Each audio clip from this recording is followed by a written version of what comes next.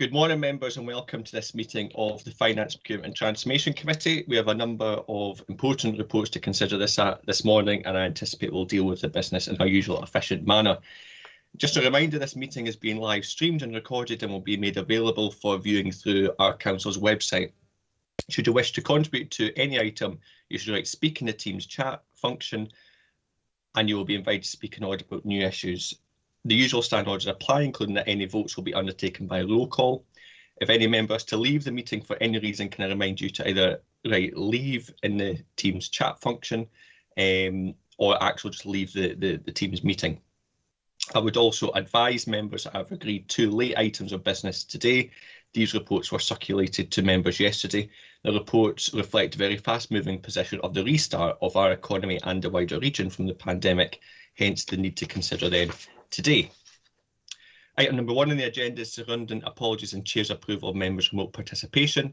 Nick, can you provide us with the surrounding and any apologies, please?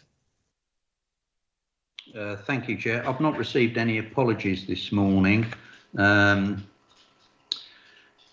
Only members not present at the time of me calculating the list were, and it may well have changed, were Ian Crothers, Doug Fairburn, Matthew Ronnie and Tommy Sloan, and we'll keep that updated as members join.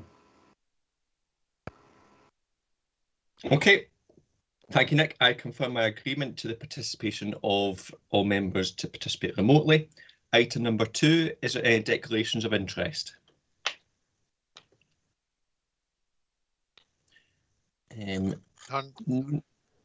Sorry, John Campbell?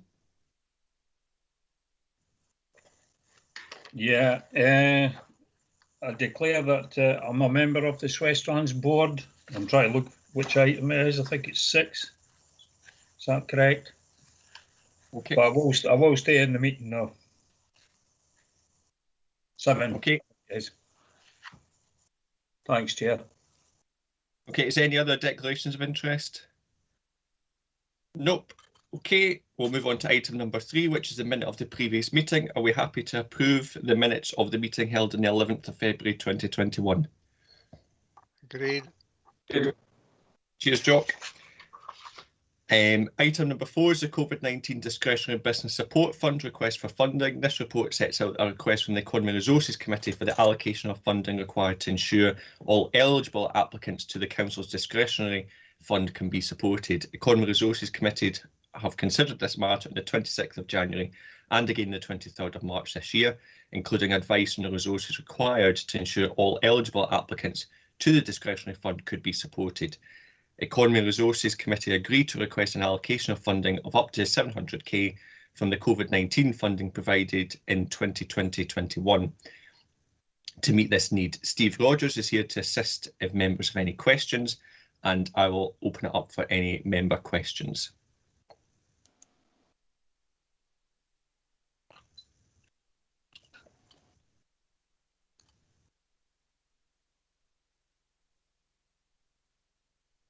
Okay, presuming that no member. Oh, Ivor. Chair, just one quick question. Is there anything changed since the E&R committee with regard to this report? And if not, can we just move the recommendations? Steve. Chair, thank you.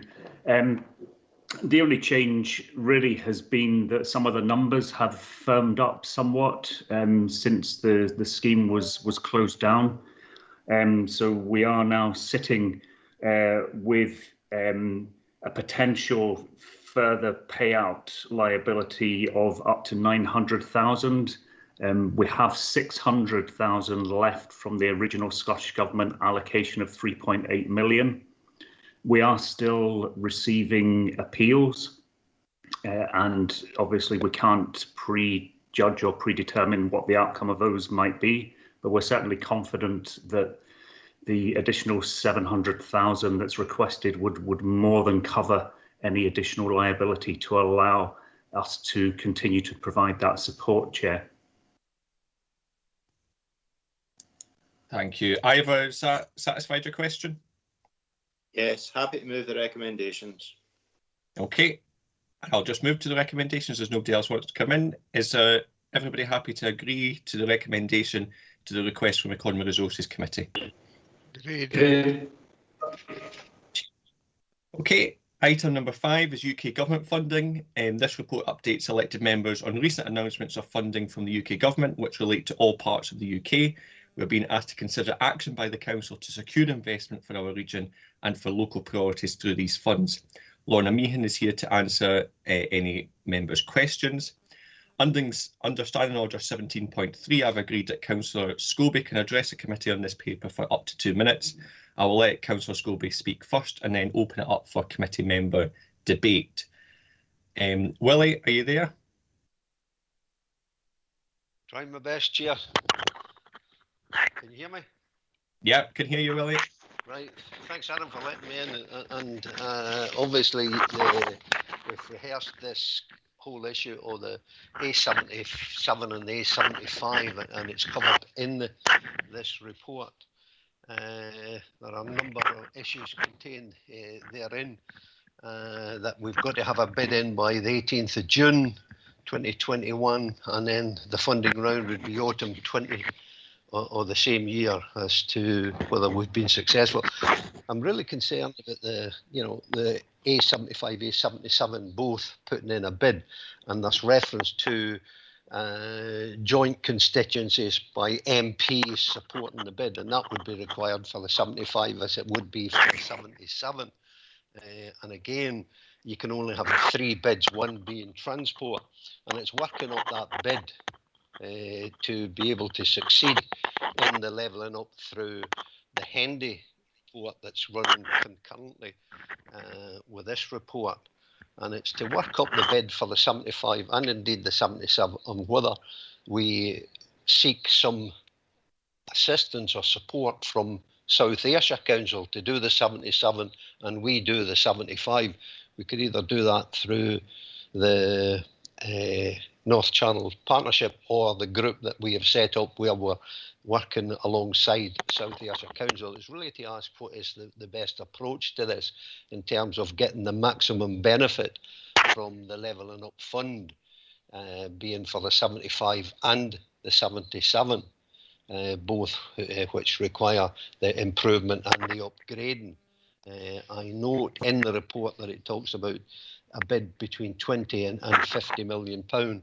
Well, 50 million pound will go no. It will start to do the work on the 75, but may not complete the improvements that are required to upgrade it to dual carriageway standard. So I would hope that we're making a bid for the 50 million. I see there's 125,000 available to hopefully work up such a bid.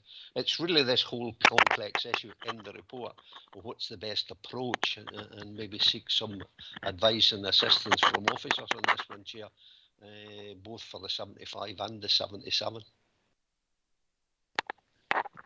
Okay, thanks, Willie.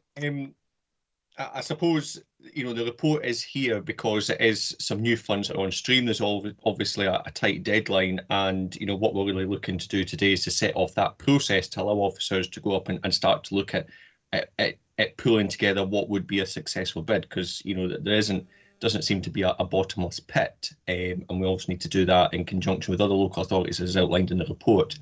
I will now bring in Jane.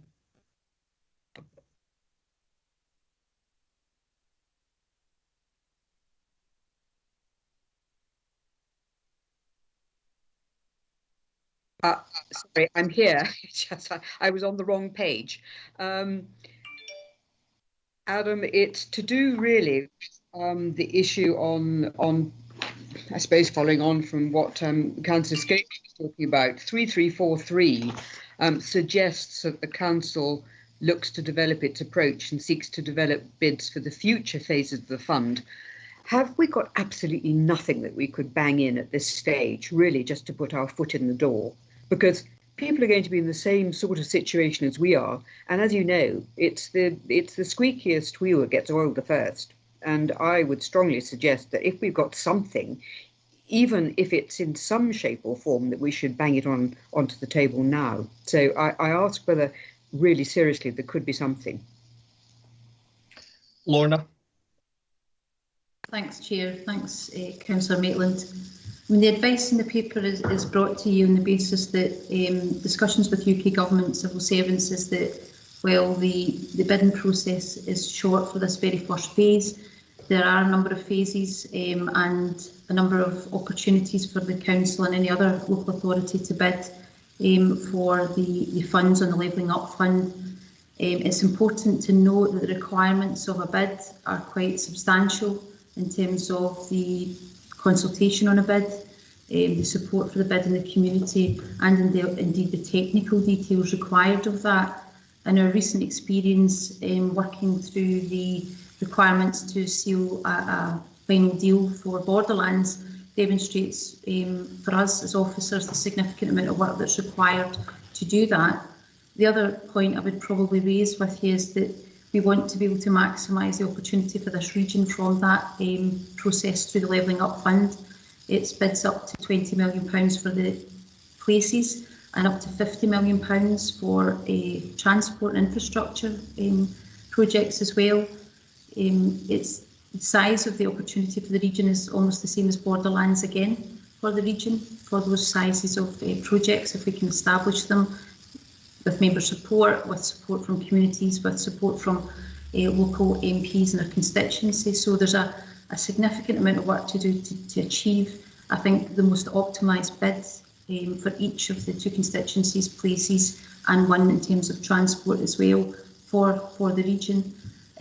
My own view and the view of officers in considering this has been that if we were to make a bid just now after the work we've done, prioritising a lot of the work we've done for Borderlands, we would probably have a suboptimal bid. We might identify a good project and we might be able to secure some funding, but we wouldn't maximise the amount available to the region, and we wouldn't necessarily get the best long-term impact for that bid as well. So it's important that members give us direction on the bids that we might prepare, the projects that we might look at, and for us to do that work for you and to bring it back to you to make bids that are secure the maximum funding and the maximum impact for the region. Jane, are you happy with that, or do you want to come back in? Well, thank you, Adam, for the indulgence. I understand, Lorna, where you're coming from. I do recognise that, but you can imagine that people might be saying to themselves, "Come on, there's an awful lot of money, and we are clearly a priority area, and let's get on with this." Forgive me, I've got another question, which, if you would just allow me to say, it's about the getting people into employment, which I was under the impression that we actually did quite a lot of work on in trying to really get people through the employment groups that we've got together. I'm more concerned, in a funny way, with supporting businesses that actually cannot find the skilled people that they need. So it's not really so much about getting people in, it's supporting the businesses that really cannot find the level of management skills and the people who are able to step up from, let us say, trades level up into middle management. And that, I think, is probably a bit of a barrier, and I would simply leave it with officers to think about with respect to growing our economy. I think, if I'm not wrong, I think we're not nearly as bad about youth employment and getting people who are far away from the employment pool into employment. It's rather more difficult to make certain that we've got the skills going on from that point. Through yourself, Chair, in terms of the Community Renewal Fund, one of the focus for that fund from government is really about upskilling, reskilling, training, retraining members of the workforce to take advantage of those opportunities. So very much the Community Renewal Fund would support those opportunities, as Councillor Maitland has set out. Okay, Ivor. Thank you, Chair. A couple of questions. If we bid in for June, say, are we then, if we were successful, would we be able to bid in for future investment on the other couple of tiers that they were talking about, or phases, or would that put us to the bottom of the pile? if we do bid in June, would it be possible to go for the transport of, say, I don't know how much we could spend in the timescales, but for major structural maintenance of the roads, because we have a £200 million backlog in structural maintenance on our roads, so that might be an opportunity to actually put a bid in for some of that money. And if we go for the A75, A77 options, do we need Scottish Government support because it's their roads and not our roads? Is there a difference there between English authorities and the devolved authorities where you've got an extra layer in there? Lorna?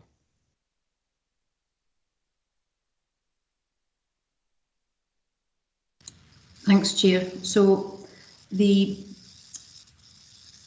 unitary authorities in Scotland have the opportunity to bid for a project or a shared project per constituency for the UK Parliament. So we would have a place-based bid for the west of the region and a shared place-based bid for the east of the region. Unitary authorities in Scotland are also permitted to make a bid for a transport project as well. So we have the opportunity to bid for 3 projects. And the requirements of that are set out within the paper, and in particular around the transport bids. This is about public transport investments, major structural maintenance and accessibility improvements. I'm not sure, and probably would clarify, but I'm almost sure that dealing with their backlog maintenance wouldn't be an appropriate bid. They would be looking for investment that changed and improved our infrastructure and road improvements within that requirement for the investment. And it is about regeneration, support for recovery from COVID, and to support local economic development as well. So those are the kind of points there. In terms of bids, obviously, I don't think we would be put to the back of the queue because we had a failed bid if we made a bid and then we were unsuccessful on that. But obviously we would be seeking to make sure that any bid that we put in, any investment that we put into preparing a bid had the best chance of success. And there's a lot of technical requirements around the bid process itself that would have to be satisfied for us to put in a credible bid. And I think that's really important in terms of considering this opportunity. It was more the other way around. If we had a successful bid, would we be barred from bidding into phase 2, phase 3? There's extra phase. I think there was someone that said there was different phases. You know, if you succeed in the first one, can you go again, or is it a case of once you've had one bite of the cherry, that's it?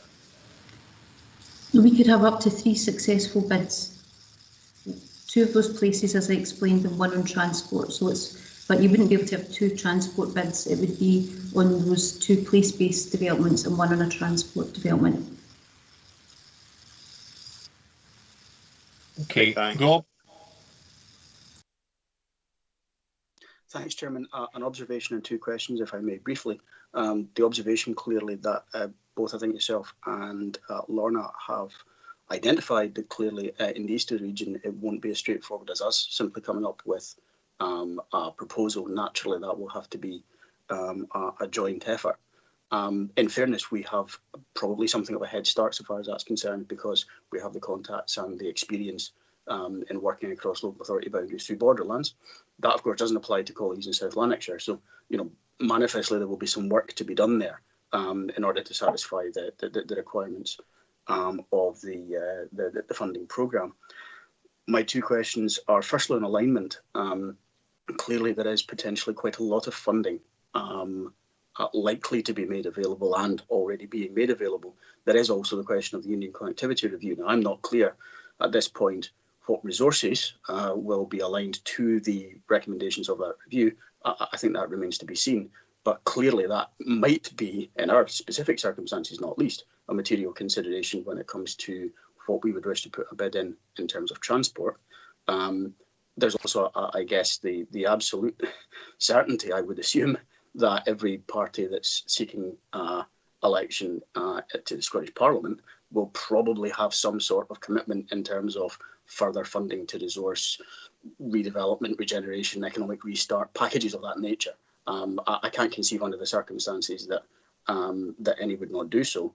And therefore, it strikes me quite likely that there could be further amounts of money, of course, as yet unspecified and unknown, and for purposes as yet not really detailed, coming to local authority over the next year, for argument's sake.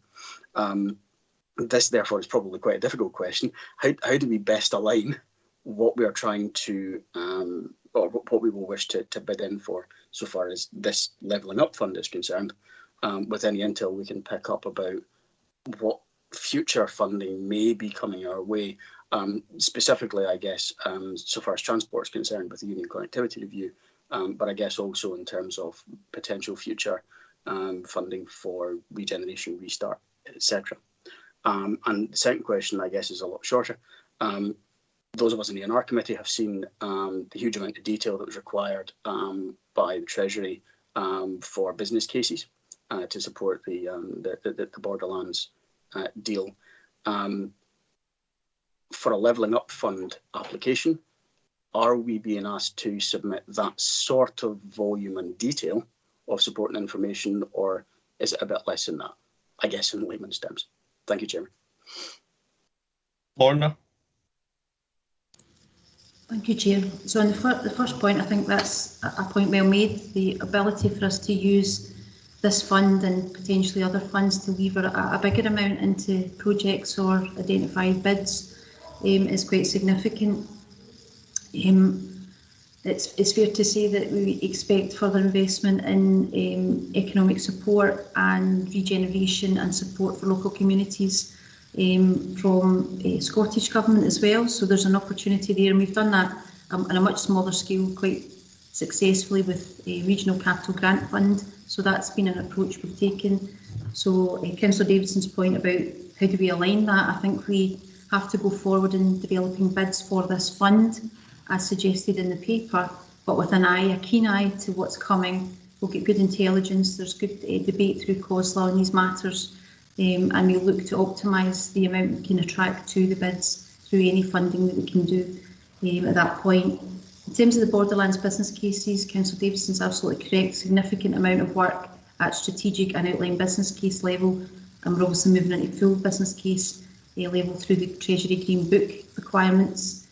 The requirements on the renewal fund have been set out, and while there's an application form, it refers to significant amounts of information that would be required to be presented with the bid. So that's the financial case, the strategic case. So those areas, while not wholly in the same format, referring to those requirements around the Green Book requirements. So a substantial amount of work to establish those strategic cases, financial cases, in terms of support for a bid. So the application form is quite simple in a sense, but it refers to a lot of information that has to be provided in support of that at the time of bid.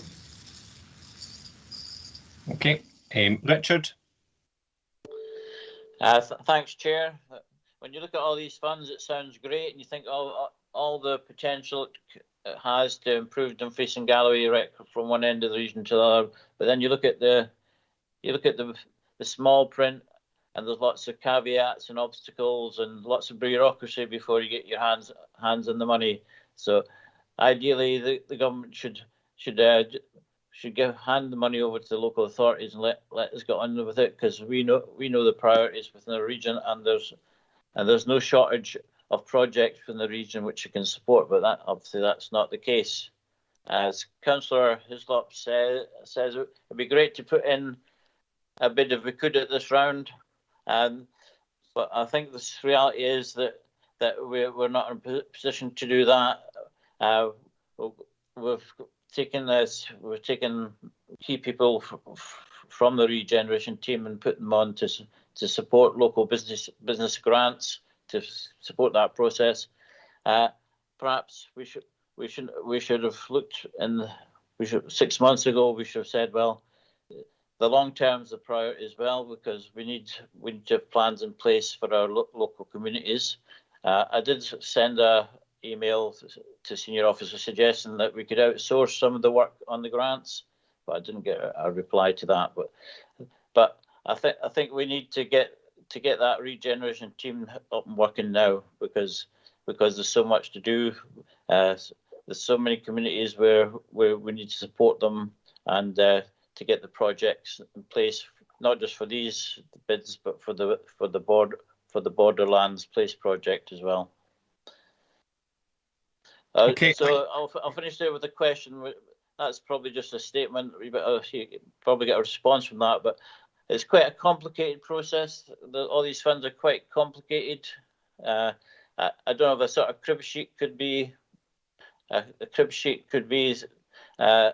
provided for them, just a short summary, so that it's easy to refer to, because it's quite a complicated thing. Okay, Lauren, on the question relating to the report.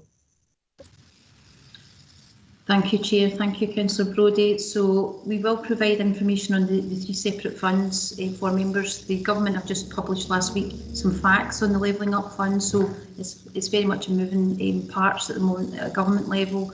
So they've been clarifying points from local authorities and officers, and have opened up a weekly forum for questions and clarifications. So it will be added to, but we'll be able to share that with members hopefully next week for each of the different funds.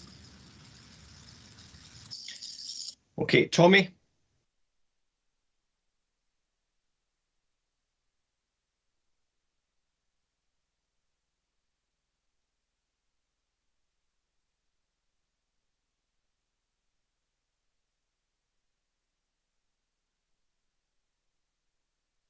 Are you there, Tommy?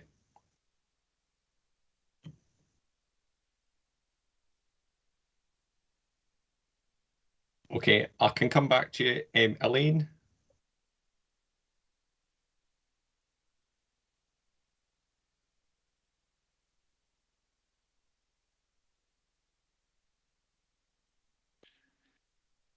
Ready, anytime you're ready. Oh, on you go, Tommy. Right, thanks very much, Ian. Sorry I was a bit late to the meeting this morning. I was away doing my John Prescott, getting my second jag. But I'm really playing catch up with this issue, and I'm not too thinking about the bid. I was wondering how close we are to putting a bid in for the Levelling Up money for roads, and how soon we will get to see the draft. Laura. Okay. Over and out. Through yourself, Chair. Thank you, Councillor Sloan. So the proposals in the paper set out that members would determine the potential bids that would be brought forward under the 2-place and the single transport opportunity for bids through this fund. That we'll be seeking to support a seminar discussion with members to look at the process and how we identify those projects, or a long list of projects for members to consider for bids, and that we would obviously look at the points that members are making today around those potential areas of investment as well. So at the moment there isn't we're not opposed to pulling together a Levelling Up Fund bid for roads. It'd be a member's decision about which transport project or projects they wish to advance through towards developing a bid process at this stage. So we haven't we don't have that in the paper at this stage. Okay, Elaine.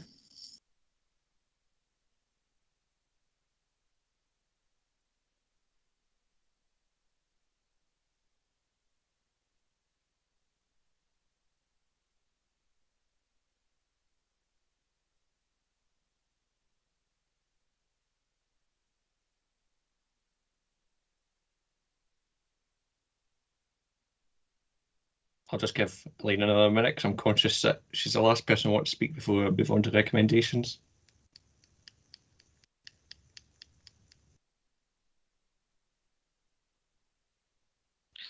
Oh, sorry, my device is playing again. You couldn't hear me before, presumably. Right. No. Just to say on the issue around Borderland that Councillor Brodie referred to, it wasn't so much that officers hadn't thought about regeneration. I think that's a bit unfair. It's actually that people were working very hard on very complex bids for Borderlands, and that took up a lot of people's time and energy. But can I make just two brief suggestions? One is on the community funding, which I believe is 90% revenue. I wonder how much, if some of that can assist with the sort of capacity building, which will enable communities either to draw up place plans for bids into Borderlands, or indeed for bids to other sources of funding for community development. So I just wondered, is there something that we can do in there? I note from 3.3.1.2 that the UK government are requesting proposals for high impact, small, medium and by exception large local transport schemes to reduce carbon emissions, improve air quality, cut congestion and so on. So it would seem to be the transport bids have to be around more net zero than the sorts of big roads projects which we might be looking at. And I wondered, given that there's been quite a bit of money, a bit effort gone into looking at active travel, in particular cycleways, and there was an online survey of improvements that we needed to cycling infrastructure. And there's also organisations like Sustrans that can help with some of the active travel stuff. I just wondered if there's a potential for some sort of transport project around maybe active travel, cycling and so on, which actually could involve improving the quality of some of the local roads as well, because they might be part of the schemes. I just wondered if there is anything around that. Thanks.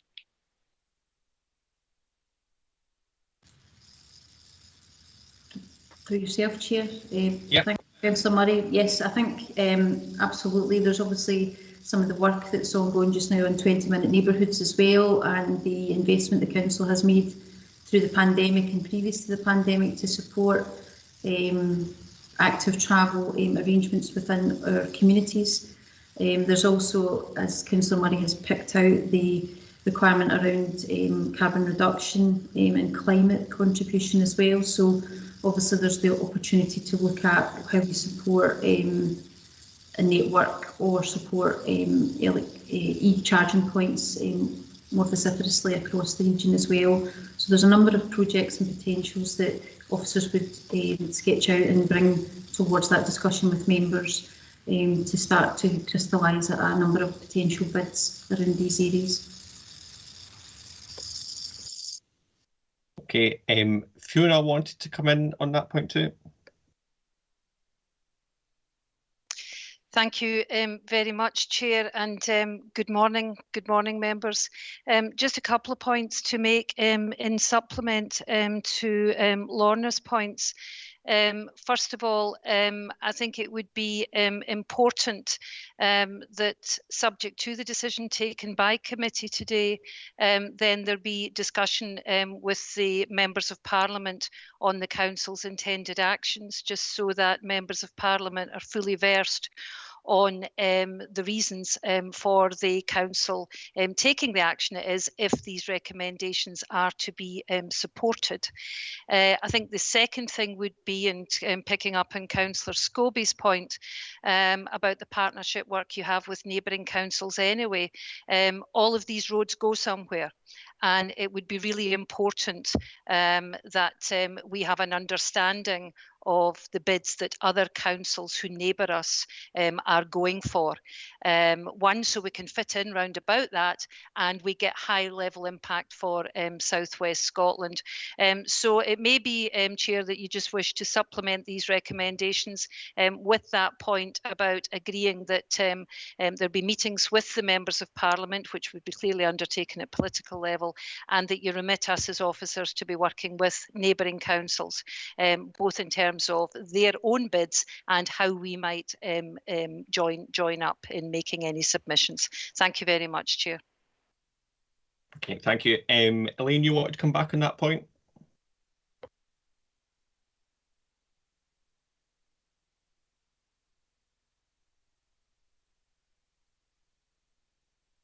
Sorry, Elaine, we're not hearing you. Well, it doesn't look like you're on mute. Right, yeah, okay. Is this oh, there you, we hear you now. Yeah. Okay. I think it bangs against the table and switches itself off. I'm glad that Fiona mentioned the issue around MPs, because as Councillor Davidson says, we want to ensure alignment of all possible sources of funding, and I think it would actually be helpful if we also consulted with MSPs who may be able to bring to bear influence within the Scottish Parliament or within the Scottish Government in terms of getting everything lined up together. So, although obviously it's a requirement of the UK government to kind of consult with the MPs, but I would like to suggest that we also consult with MSPs to get their views on the investments which might tie in with community involvement and all the rest of it. So could we maybe add that as a recommendation as well, that we engage with MSPs and their views on the development of proposed bids? Yeah, no, I think that's certainly a good idea. I'll bring in Councillor Hislop, and then we'll be moving on to the recommendations, so we can pick up on that point. Ivor? It was with regard more to the DCT ward constituency rather than the Dumfriesshire one, because Dumfriesshire will control most of that ourselves. But have we already had talks with South Lanarkshire and Borders about projects? Because I wouldn't like to think that we are sitting going to develop a good project, but they nip in and get the project in first, and then we can't bid in for that constituency. So have we had talks with them? For yourself, Chair. Thank you, Councillor Hislop. So there's been some initial discussions at officer level, and we're following them up very shortly. I can confirm that the approach that all local authorities, the three at officer level, are taking is that we're looking to look towards a potential combined bid that would benefit all three local authorities within that constituency. That's provided for within the Levelling Up Fund to bring up to three projects together. I think I'm not sure if it's entirely unique, but I suspect it's unique that we've got three local authorities covering one constituency. So we are aware of that, we've made contact, and we've got a firm position that we want to work together to maximise the benefit for the whole community within that constituency, and look towards the appropriateness of the Levelling Up Fund providing for up to three combined projects that would work together to maximise the benefits for all three local authority areas. Okay. Thank you. I think it's quite clear as well that elected members do want to be kept up to date with this. Of course, part of the recommendations is about a member seminar, and it sort of talked about prior to summer recess, but I'm sure, providing council diary, I know it's a bit chock-a-block, we can try and get that as early as possible, because, on the back of this discussion today. So I'll move to the recommendations. I noted what Elaine had said. So in terms of recommendations 1 to 6 that are there, are we quite happy to agree those on block and then add an additional recommendation? Yep. Yep. So are we quite happy on the back of what Elaine said that we would add in as our 7th recommendation, further agree that for the Levelling Up Fund, the council also engages with MSPs on their views on the development of the proposed investments, strengthen evidence of extensive local engagement as part of the strategic case for potential bids? I'm happy with that. Ivor?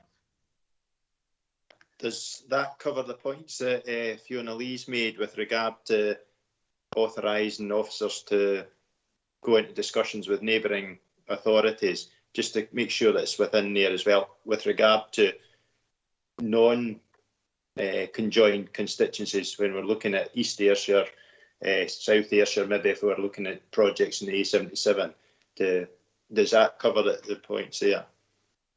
Chair, if I can, Chair, I think for completeness it would be helpful to include members of Parliament. I think they will have a very keen interest in what's happening, and I don't think Councillor Murray's point was to include MSPs at the exclusion of MPs. I think it was in addition to, and I think Councillor Hislop's point is very helpful, because then that gives us a remit, and a clear minuted remit, that we are authorised to be talking to our neighbours on this. So if you're minded, Chair, if we could just include that in the recommendations too. Okay, I'm quite happy to change that. I think just to be absolutely clear, it was that we also engage with MSPs. The report sort of outlines the requirement from the UK government to engage with MPs But I'm quite happy to sort of say, you know, the council engages with MPs and MSPs. Is everybody happy with that wording?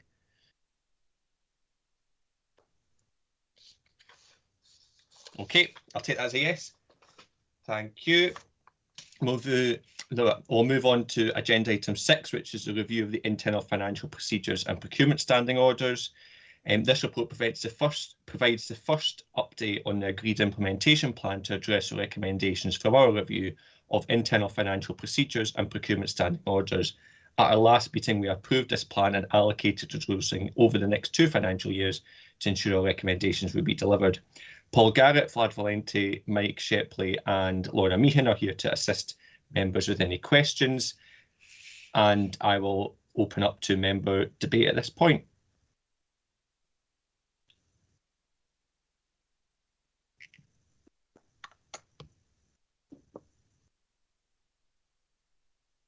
I don't see anybody wanting to come in.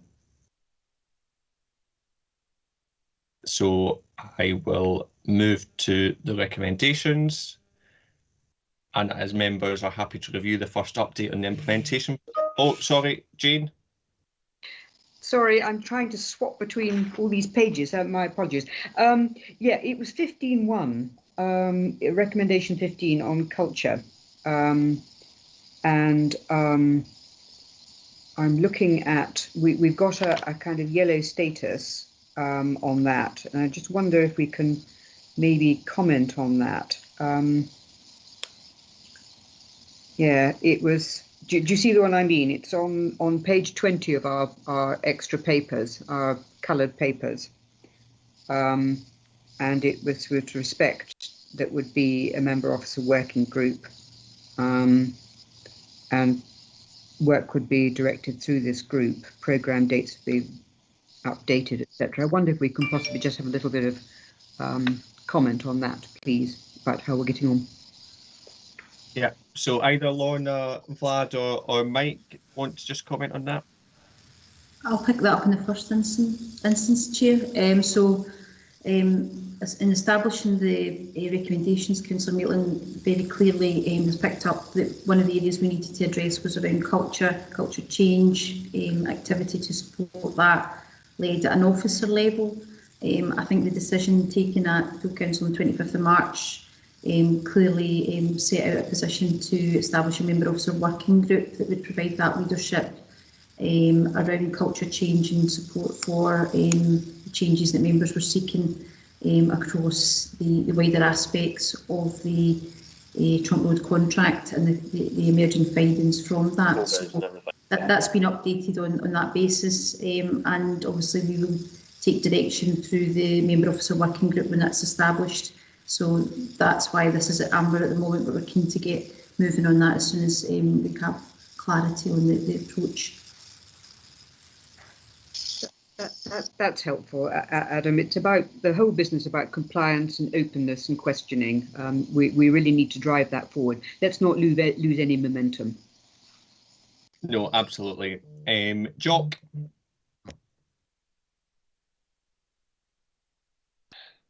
Thank you, Chair. I've read the report and I think there's a lot of good work going on, but I'm kind of looking back again, and the people that took the money off us, should we not be trying to claim money back from them because they were getting money under false pretenses? And I've never heard that mentioned. We just seem to accept we've made a mistake, which is fair enough. It's a mistake we shouldn't have made, but other people or other groups shouldn't have been taking advantage of that by claiming more money than they were entitled to. Is that sensible or no?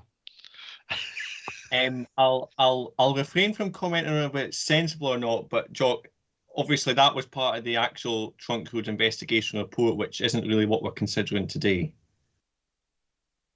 Okay, that's fine. That's certainly what I've read through in the papers. There's certainly some good work going on in the background. I welcome that. Thank you. Yeah, grand. Okay, I've got no other members wanting to speak, so I will move to the recommendations. And are members happy that we've reviewed the first update on the implementation plan? Yeah. Cheers. Item number 7 is the further development of the capital investment strategy. Members are asked to agree the arrangements for the review of the asset class funding and capital investment strategy as agreed as part of budget setting at full council on the 4th of March 2021. Members will recall that a key element of this process was member involvement through this and service committees, and the report presented today provides an approach and timetable to achieve this. Paul Garrett and Alan Gass are here to assist if members have any questions, and I will open it up to member debate. Tommy.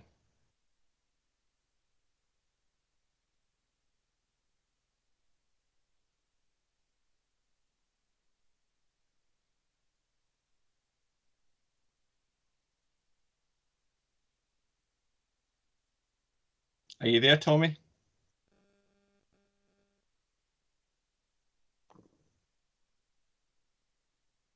No. Is any other members who wish to? Stephen?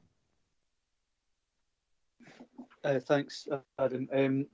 It was actually just, I'm just recalling on Friday last year, I attended a seminar just to do with asset management.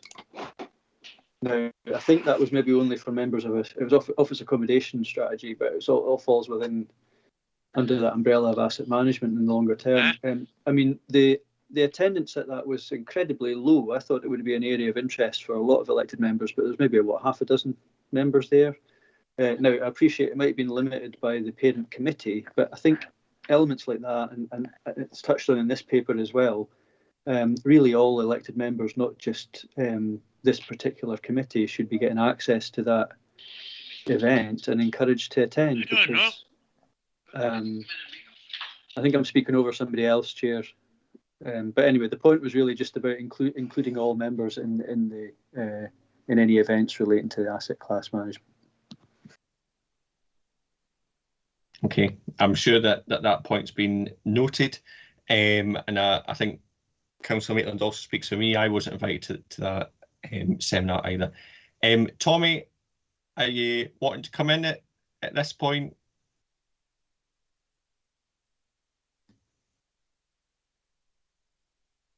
No. Okay, I've got nobody else wanting to come in to speak, so I will move to the recommendations. Members happy to agree the proposed process and timetable for the committee's short-term review of the asset class funding levels. Yep. Okay, thank you. Agenda item 8 is any other business. As indicated at the start of the meeting, I have agreed 2 urgent items of business that I intend to take now. The first of these is COVID-19 costs and Port Health Authority. This report is asking members to commit non-recurring funding to support, sorry, I can't even read my own writing, to support for our town centres and visitor management. The proposals provide for this funding and its application to various activities which would be overseen by the RRR subcommittee. We're also asked to approve the implementation of the agreed Port Health Authority resource plan, provided that associated funding reflected in the plan is agreed by the Scottish Government. Richard is here to assist members with any questions, and I will open up for member debate at this point.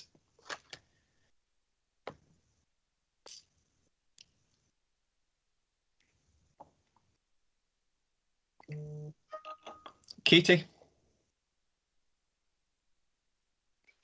Thank you, Chair, and thank you, Richard, for this the report before us today. I've got a brief question on the back of one of my colleagues, Councillor Young, who has raised this at committee several times. He doesn't sit on this committee, so I'll raise it on his behalf today, and it's something that I think is pertinent. The new waste disposal facilities under caravan and camping sites. So we make reference to the need for black waste requiring disposal across the region. And when I look on Appendix 1, it comes under caravan and camping sites and the new waste disposal facilities. Now, we only have 2 caravan camping sites and we've got an enormous area within Dumfries and Galloway. Can I just ask, is there going to be work done to ensure that there's facilities right across the region, because I have had it reported. Even just last weekend, I had comments from some of my constituents with concerns that motorhomes were disposing their waste into our rivers, at the side of beaches, etc. So I think it's really important that we do some work on that, and just to ask, will there be work done to include the whole region in that proposal? Okay, Richard. Thank you, Chairman. Good morning, members. Thank you, Councillor Hagman. Yeah, as you said, the report details the discussion that we've had with CAMPA, the national motorhome body, in regard to additional provision for grey black waste, and that will be available for non-residents at caravan sites. I can also confirm, Councillor Hagman, that I've had discussions with colleagues in the communities team, and they're looking at that whole region-wide rollout programme as we speak. So I'm happy to continue to keep you and indeed Councillor Young and members updated as that progresses. Okay, thank you. Elaine? See if this works properly this time. Thanks. Just, I suppose it's not so much of a question as a comment that I'm just really pleased to see that this work's been done. I think obviously COVID's been an absolutely horrendous experience for everybody, but there are some opportunities coming out of it. I think this is probably one of them, that as some people obviously still want to travel abroad. I can't imagine why they want to go abroad at the moment, but some people are still wanting to do that. But there will be a lot of people who wish to stay in the UK. And as we've said, often in borderlands, that there's 14 million people live within a 2-hour drive of the borderlands area. Now, that some of them obviously will be a bit further away from us, but you know that we are very, very well placed as far as people who want to undertake staycations here. And I think there is an opportunity here for us to promote Dumfries and Galloway as a tourist destination, and to a much larger number of people than we've done in the past. So I'm very pleased to see this piece of work done. In terms of, as somebody who very occasionally gets away in a motorhome, and our motorhome's hardly been used, it's still wearing its blanket at the moment, but I do feel that we should be trying to encourage people to use the designated campsites rather than to wild camp and shove their dirt into the rivers and the sea and so on. I mean, given the cost of a motorhome, ours wasn't an expensive one, it's very old, but some of these motorhomes are worth, as much as a small house in Dumfries and Galloway. Why people balk at spending 25 quid to stay overnight at a nice campsite with proper toilets and a nice warm showers and that sort of thing really beats me. But so I would hope that we would encourage people to use all the campsites, which are after all our local businesses, and could do with the revenue, particularly after the awful year they've had. So let's try and encourage people to use as many of our local businesses as possible. Thanks. Yep. Richard, anything you want to add to that? Just to fully agree with and understand the leader's comments, and we'll absolutely take that forward through the visitor management group, Chair. Cheers. Jock? I take it that we are able to open the toilets and etc. and the campsites. It was on the news this morning that down in England, they're not opening them there until May, and yet the campsite's open, but they're wanting people to use their own facilities in their camper vans. We're not in that position here. Is that the case? Okay, Richard. Thanks, Chair. No, I'm happy to say, Councillor McKee, that we've got a very proactive and positive communication ongoing with all of the stakeholders and partners, and no, we're not in that position. We're working hard together to make sure these facilities are available to our visitors to the region. That's good. Thanks very much. Good. So I've got no other people wanting to come in to speak, so I will move to the recommendations. Are we happy to agree 2.1 and 2.2 on block? Oh, sorry, Jane, do you want to speak? Yes, sorry, I was under the impression there were lots of others before me, so I didn't put it in. Thank you. I echo what the leader is saying about this is a really useful thing to have. I mean, to be in front of the curve would be a really good thing this year, because we were definitely a bit behind it last year. And some of the more rural areas, no question about it, really suffered. And I know that Councillor Dempster suffers regularly from this, and the other members in that particular ward.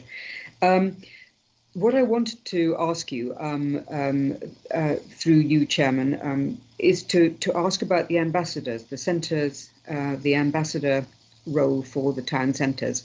I have to say gently that I'm a bit of a sceptic about this. I'm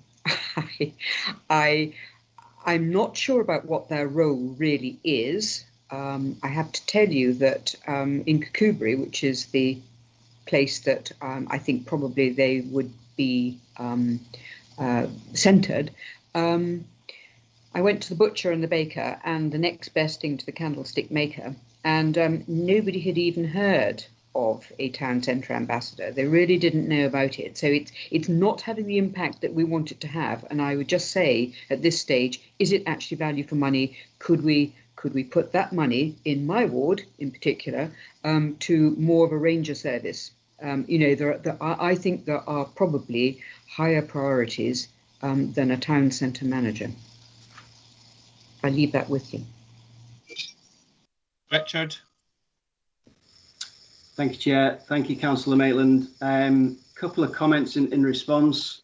I think the intention is to very much work closely with ward officer colleagues, third sector, Dumfries and Galloway, and clearly engagement with business at a local level is critical. I think in support of Councillor Maitland's comments, and she and I have had a discussion in regard to this, I've certainly received a number of very positive comments about the Town Centre Ambassador programme as of last year. Equally, there are examples where it didn't appear to work as well as perhaps it could have done. So it's important that we learn from that and we move forward and engage with the aforementioned individuals, businesses and communities to make sure that we put something in place that's fit for purpose and local businesses are engaged and supported in terms of the targeted local need. In terms of the Ranger service, that's something else that we're looking at, and we're working with partners at the moment. Certainly looking at working with the Forestry and Land Scotland. They've committed to 8 new rangers across the south of Scotland in preparation for the summer, 4 of which will be operated in Dumfries and Galloway. And we're also engaging with the Loch Ken Trust in terms of a similar programme as well. So hopefully I can give Councillor Maitland some assurances that we're looking at all aspects thereof in terms of that programme. Thank you, Chair. Okay, thank you. I have nobody else wanting to come in to speak, so I will, for a second time, move to the recommendations.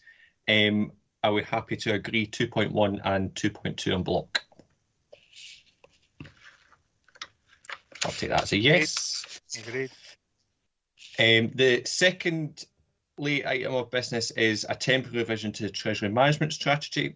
This report asks members to agree a short-term temporary revision to the Council's Treasury Management Deposit counterparty limits to address the cash flow implications of the Scottish Government's funding for the Business Restart Grant and Strategic Framework Business Fund transition payment expected to be received by the Council this week. Paul Garrett is here to assist with any members' questions, and Ivor.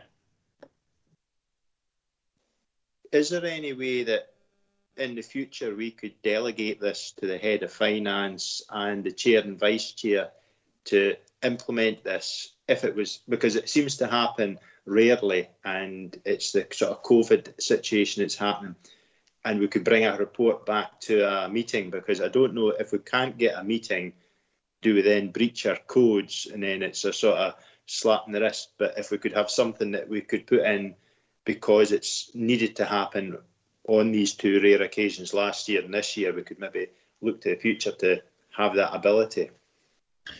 I think, however, to be fair, I'll bring Paul in, but it was probably fortuitous that we're having this FPT committee meeting today, and therefore it was quite easy to bring a report. But obviously, as we did last year through the ad hoc COVID subcommittee, it was sort of done on a, through the homologation system. But happy to bring in Paul to answer that question as well. Yep, thanks, Chair. And Councillor Hislop actually asked when we agreed the limits last month at full council regarding the degree of flexibility available to us, given that the kind of COVID variations that we'd highlighted. I think one of the reasons why we prefer to maintain the kind of policy levels and come back to members is it's important that members have visibility of the kind of changes to our normal treasury management practices. So where that's possible, that's what we'd continue to like to do, but fully understand that it has just been fortuitous that we've had this issue developed at the end of last week, really, and it's fortuitous there was a meeting this morning to get that formal approval in advance of having to breach those limits. This time last year, if members recall, we had to come and seek agreement away from committee with chair and vice chair, and then have the report homologated, that decision homologated at a subsequent committee meeting. So I don't know if there's a governance approach we could use to try and make sure that that's on the most appropriate basis going forward. But one thing I would say is that we're not anticipating, as things stand at the moment, a need to breach these limits again in the near future.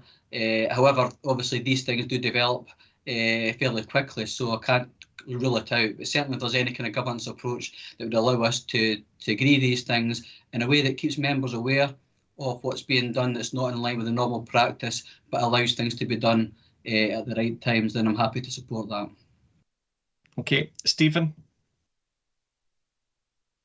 Yeah, thanks, Adam. And yeah, just on the back of what Paul said there, I totally welcome this, and I think this is exactly the type of report we should see. Even if we do have to take a homologated approach, at least members get to see, or the chair and vice chair with the key officer would have had that conversation.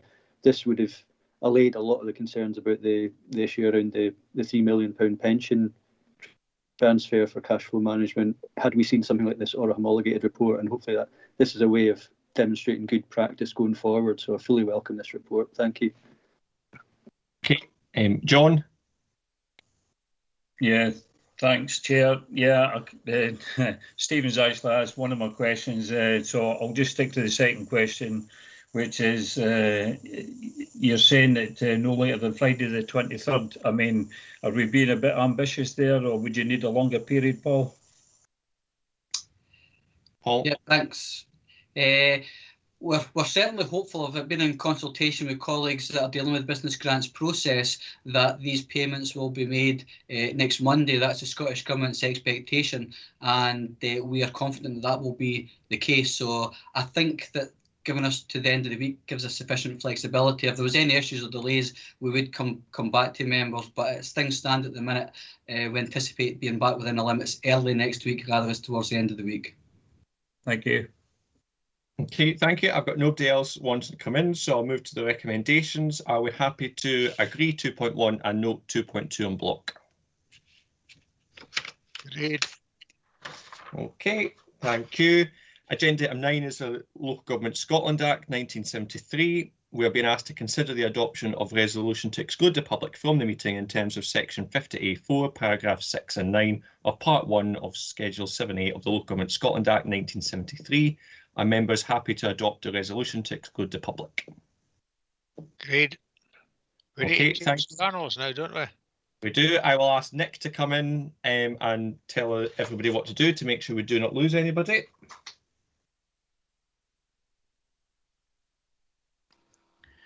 Thank you, Chair. Yes, members will see you've got a separate invite. It was actually it's in your calendars for 1 PM, headed exempt item, Finance, Procurement and Transformation Committee. But members should leave this meeting and rejoin and join the exempt item meeting via their calendar.